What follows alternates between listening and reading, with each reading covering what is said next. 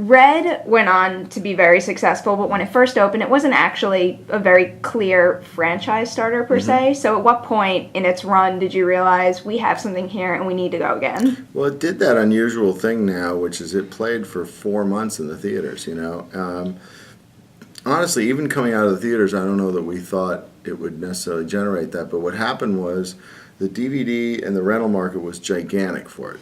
And it began to get going down. Instead of our original audience, it became a family audience, and a lot of kids watched it. And we were all very cognizant of the fact that the audience was shifting on us in a really good way, in a big way, and that's in a way what stimulated the sequel. So now you have this big audience and a family audience. How do you go about walking that line between giving them what they want again, but also saying, we made a deserving sequel? Yeah. It's always a tricky thing. I think if you approach it cynically, you will have not a very good movie. I think it's the calculus we did on the second movie was actually what the first movie was. It was the same thing, which is we were very cognizant to be really as funny as we could be, and then every time it started edges on too silly, then something serious would occur. And that was sort of the balance that we wanted to keep maintaining tonally. And I think that's what's true to I guess it's now a franchise, but that's what's true to it is that it is really wildly crazy and then insanely grounded, and then crazy and then grounded, And so I think in that way, I think we kept its authenticity. I think Mary Louise Parker kind of struck that really well too, because sometimes she's kind of crazy and wielding guns in every which direction, but then there's a couple moments where that character is really scared and upset, and that kind of helps ground the material. She's often the audience's point of view because she's the least experienced of the group, if you would, So you kind of say, all right, if I was there and I'm the fly on the wall, I'd be her. And so that character was completely the audience point of view in the first movie, and in the second one, she's still quite a bit of it, I think, And she's such an accomplished actress, that she makes really unusual and unconventional choices in moments where, you read the script and you go, where did she come up with that? And then you watch it and you're like, wow, that was a perfect choice. How much flexibility do you have in shooting something like this? I mean, all of your pictures are kind of big, and most of them at least, big explosions, and that kind of film you need to keep in line to a point if those kinds of things are going to happen. So do you give your cast any room to breathe? Well, if you got this many good actors, you better give them a chance to go. I think, we're really lucky. The Hobers are really great writers. And we really work with the script with the actors very early in the process. So everybody comes to the table fairly clear about what the scenes are going to be. And they're all such good actors that improvisation is very short because they just get it. You know what I mean? So it's not like the script is written as the Bible and you can't change the Bible. They definitely have freedom to go, and some of them use that, some don't. And but they're really adept at what they're doing. They're very precise about it. So you don't even really notice it. When you're shooting it, you don't even realize they've gone off script sometimes because you're kind of going, yeah, that's perfect. And then you go, wait a second, that wasn't written there. And how about getting them on board to begin with? Were they contractually obligated to return? Was there any kind of pitching necessary? Everybody had a really good time making the first movie. I think we're really lucky. I don't know what makes that happen, but the alchemy of it, of the cast enjoying each other's company and having a good time, and really happened on the first movie. And people, I think you can see that on screen. You can see that they're having a good time, and other actors can see it. And other actors want to work with Helen Mirren or Bruce Willis or John Malkovich. You started letting Mary Louise, Anthony. So there's a sort of a snowball effect that occurs because when you hear that other great actors in there, why wouldn't you want to be part of it?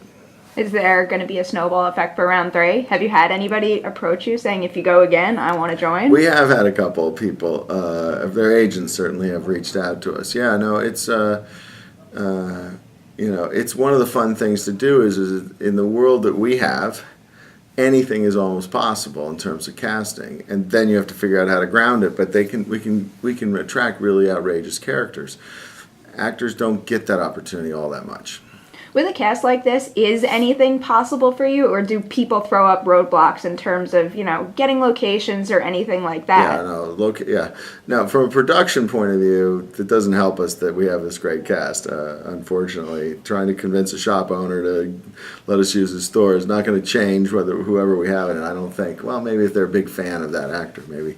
But no, I think the easy part of the process has been casting continuously, because we have very singular characters, so actors want to do that, and then they hear, well, it was funny in the first movie. We said to ourselves, who's Frank? And it's like, well, of course it's Bruce Willis. We went to Bruce Willis. He said yes, and you're like, who's Victoria? Well, Helen Mirren. There was a little debate for us, was this Meryl Streep? But and we then it started going down, who's Marvin? John Malkovich, who actually originally was unable to do it because Spider-Man 4, he was going to be the villain, I think, and then that fell apart. In the meantime, John C. Reilly had come aboard, and then he had bailed on us unceremoniously, and we got our first choice back, which was great, And now I'm sure John C. Reilly would have been great, but I can't imagine anybody in that role but John Malkovich. No, it's just fantastic.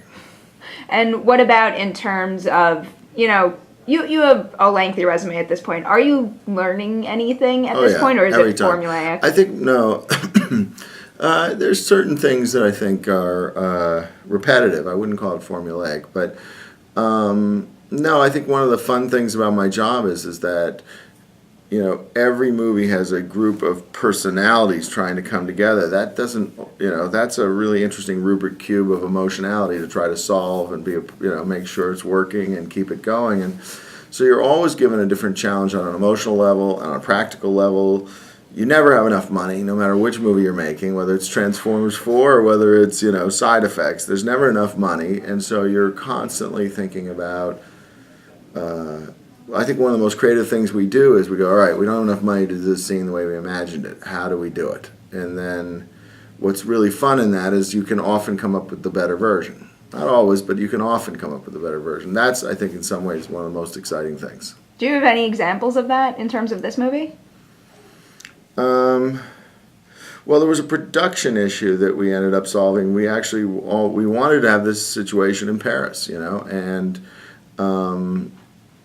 it's sort of a financial thing, so it's not all that interesting. But we figured out a way that we were originally going to shoot Paris and Montreal, which has some similarities, but certainly you couldn't do the car chase that we did, right? And so we really wanted to get there, and so we actually created the car chase, which was a justification to get to Paris, and then we had to figure out financially how to make that happen. So the movie actually gained scale and I think color and texture. We have this great character, the Frog, who David Toulis plays, and from the first time we really loved the Frog. It was a great character, and we were like, we got to put him in Paris. We got to figure out how to do this. So that kind of thing can occur, and how it happens, you just never know. And we found a way to back into getting that scene. How about in terms of tiny details? Are there any, random props or costume pieces that you guys managed to track down that might pass over people while they're watching the film?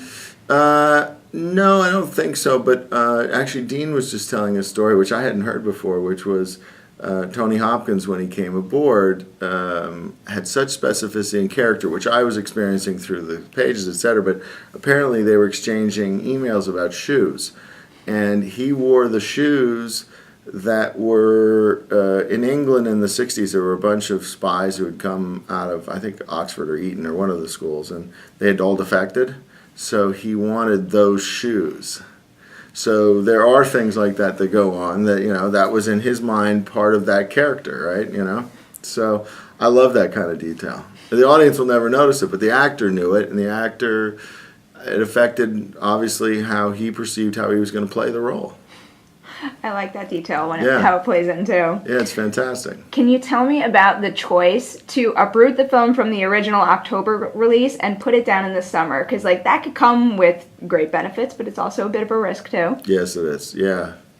That's the worst part of all this is picking your release date and then hoping to God you pick the right one, because you have no idea. I mean, you can use as much intelligence and analysis as you want at the end of the day. Like, was it a good idea? We'll know a few weeks after our release probably, or maybe we'll know Friday night. You never know. Lionsgate and Summit, they wanted this movie to be bigger. And so, it is a bigger movie than the first movie, and we have great additions to the cast. So they thought they could compete in the summer. I hope they're right. We're rooting for it, that's for sure. And for you personally, IMDb has you attached to something like 42 projects in development. That's kind of silly. But for you personally, what constitutes actually being in development on something? There's probably 10 to 15 things that I'm always working on. I have ideas that I noodle on, that for years I wanted to do a movie about foster kids, and that's where Four Brothers came from. But I had thought about that for 5 or 6 years and trying to figure out how do I get at that subject matter. So there are things like that IMDb is very generous in giving me all these projects. Trust me, I don't have them. But no, I'm probably working on somewhere between 10 and 15 things. I mean, really actively, probably 5 to 8, but 10 or 15 in total. And how many are kind of inching towards the green light? There are 3 or 4 that have a really good shot right now. Any chance one of them is Five Brothers? I really want to make that. Paramount, I don't think, is excited about that. I want to see it. I really want to make it, and we had a great idea, and it was sort of a fun idea to say, all right. Most people would say, well, it's going to be 3 brothers, right? No, it's going to be 5 brothers. No, it's funny. That movie is a great example of a movie that when you make it, you don't know what the resonance is going to be, and that movie has far outlasted what we thought it was going to do, and in terms of its impact. People really more than liked that movie. It hit them on some emotional chord that obviously has made it a movie that it's always brought up to me. Any of those actors interested in returning? Because they're all at such different places now. All of them are, yeah. And we had 2 really great ideas for the 4th and 5th brother. But unfortunately, I don't think that's going to see the light of day.